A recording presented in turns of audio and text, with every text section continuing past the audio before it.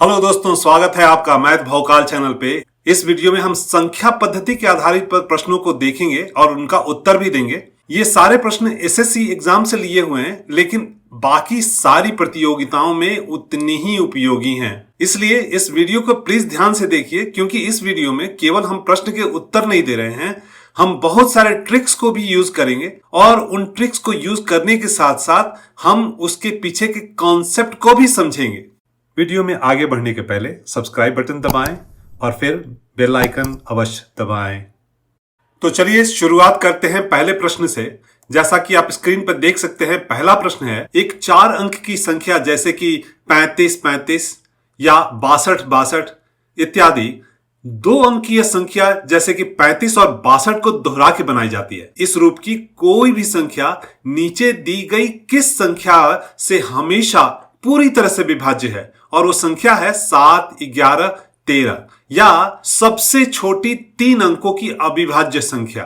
A 4-digit number is formed by repeating a 2-digit number such as 35, 35, 62, 62, etc. Any number of this form is always exactly divisible by, और वही 4 options हैं आपके सामने। तो दोस्तों, जैसा कि देख सकते हैं, प्रश्न में पूछा गया है कि 2 संख्याएं हैं 35-35, 62-62 या कोई भी दूसरी संख्या जो कि 2 अंकों को रिपीट करके बनाई जाती हो। ऐसी सारी संख्याओं के लिए हमें पता लगाना है कि कौन सी संख्या से वो पूरी तरह से विभाज्य है। दूसरे शब्दों में, इन सारी संख्याओं के फैक्टर्स पता लगाने हैं जो कि कॉमन है इस तरह की सारी संख्याओं के लिए, क्योंकि फैक्टर्स ही तो होते हैं जिससे कि हम पूरी तरह से विभाजन कर पाते हैं किसी भी संख्या को। तो चलिए शुरुआत करते हैं 3535 से।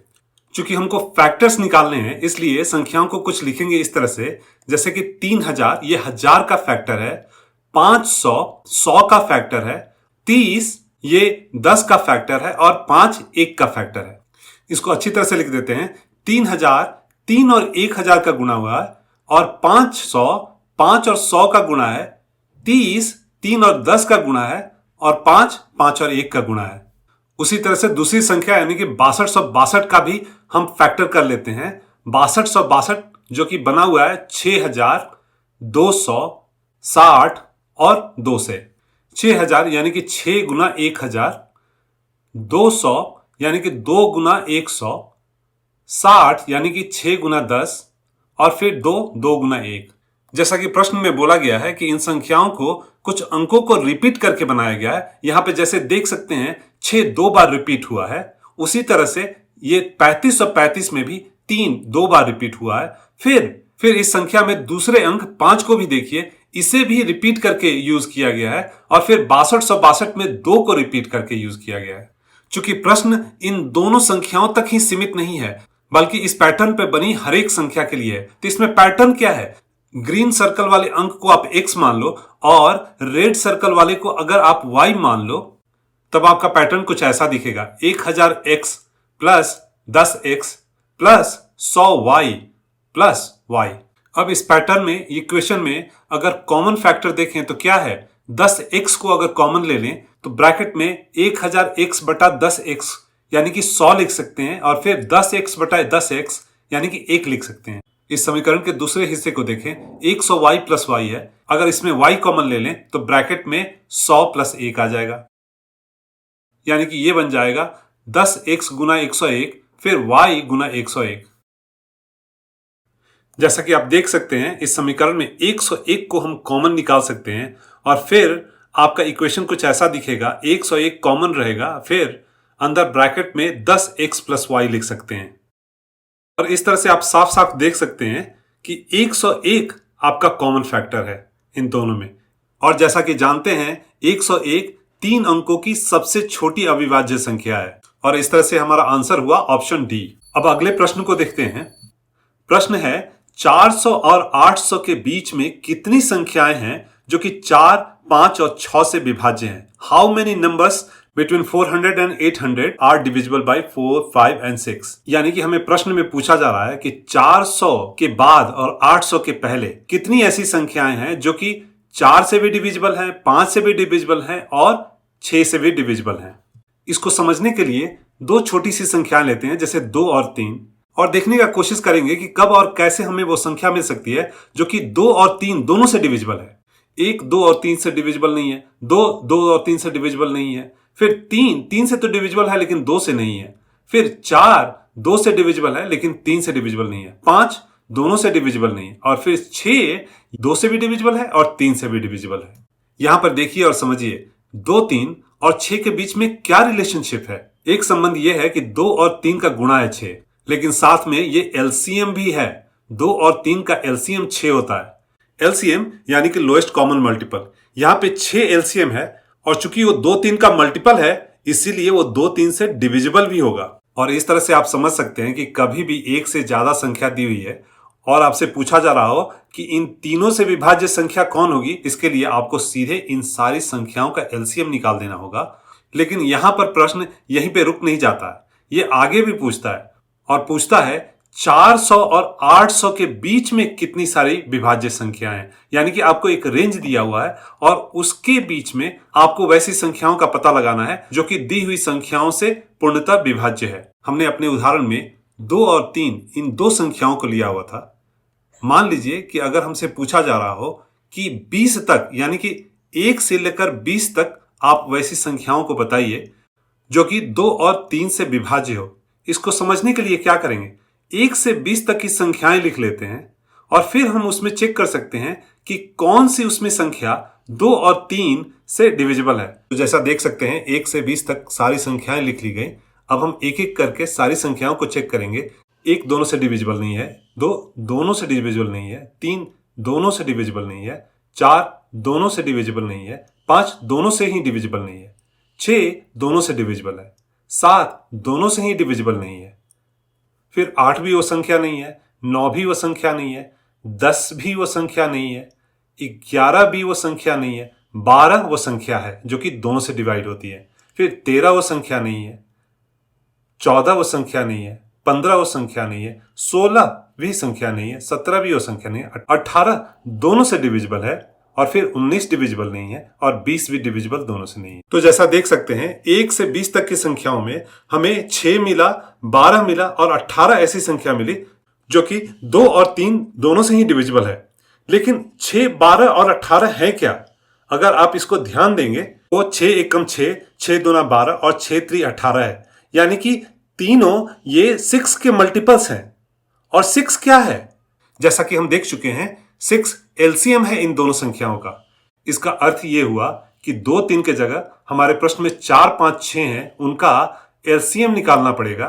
उस एलसीएम का मल्टीपल्स हमें चेक करना पड़ेगा 400 और 800 के बीच में।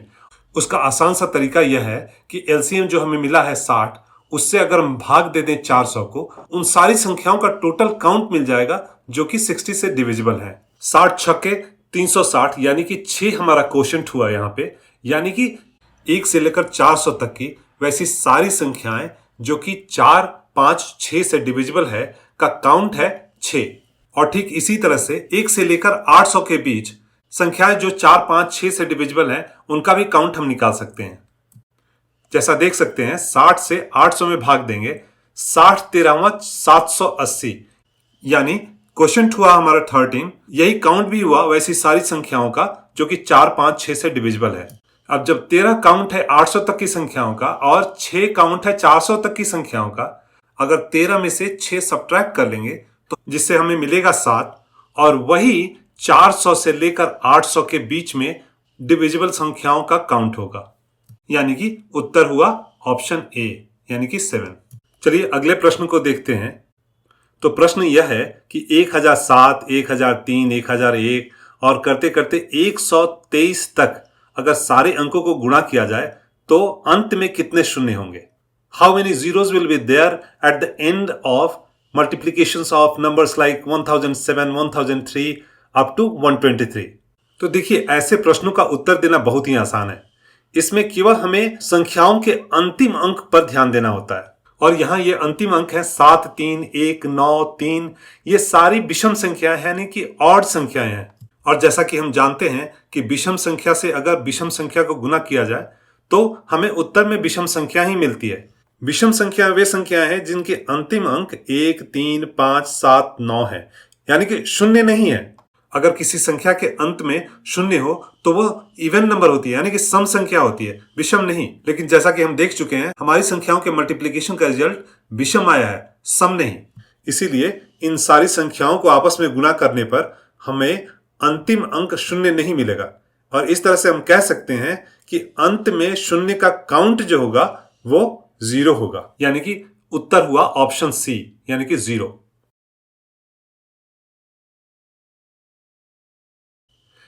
जैसा कि आप देख सकते हैं, यहां पे 4 बड़ी बड़ी संख्याएं दी हुई हैं और उनको आपस में गुणा करने के लिए बोला जा रहा है और फिर पूछा जा रहा है कि उनकी इकाई अंक क्या होगी, what is the unit digit of multiplications, यानी कि संख्याओं के गुणनफल का इकाई अंक पूछा जा रहा है। जैसे हमने पिछले प्रश्न में देखा, हमें संख्याओं के अंतिम अंकों को देखना है अगर हमें जानना है सारी संख्याओं के गुणनफल का आखिरी अंक। यह भी प्रश्न उसी कॉन्सेप्ट पे बेस्ड है और हमको करना क्या है, इन सारे अंकों को लेकर आपस में गुणा कर देना है। कि जैसे कि 6 है, 7 है, 8 है और 7 है, ये आखिरी अंक है, इन्हें हमें आपस में गुणा कर देना है। तो गुणा कर देते हैं 6 गुने 7 गुने 8 गुने 7। तो चलिए इन्हें गुणा कर देते हैं। 6 7 42, यानी कि 42।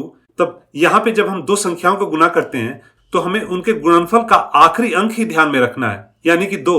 और जिसे कि हम गुणा करेंगे 8 से तो हमें मिलेगा 16। 16 में आखिरी अंक है 6, उसे हम गुणा करेंगे 7 से तो 7 6 42 और 42 का आखिरी अंक है 2। तो इस तरह से हमारा उत्तर भी 2 हुआ, यानी कि इन संख्याओं के गुणनफल का आखिरी अंक होगा 2। तो इसलिए ऑप्शन ए हमारा आंसर हुआ। दोस्तों, वीडियो के दूसरे पार्ट को भी जरूर देखें। यहां पे हमने संख्या पद्धति पर और दूसरे तरह के प्रश्नों को भी सॉल्व किया है। वीडियो के लिंक के लिए प्लीज डिस्क्रिप्शन को चेक करें। अगर आपको हमारा वीडियो पसंद आया हो तो सब्सक्राइब करें हमारे चैनल को और बेल आइकन दबाएं, जिससे कि भविष्य में आने वाले हमारे सारे वीडियो की नोटिफिकेशन आपको समय से मिल पाए और आप उसका लाभ उठा पाएं। धन्यवाद।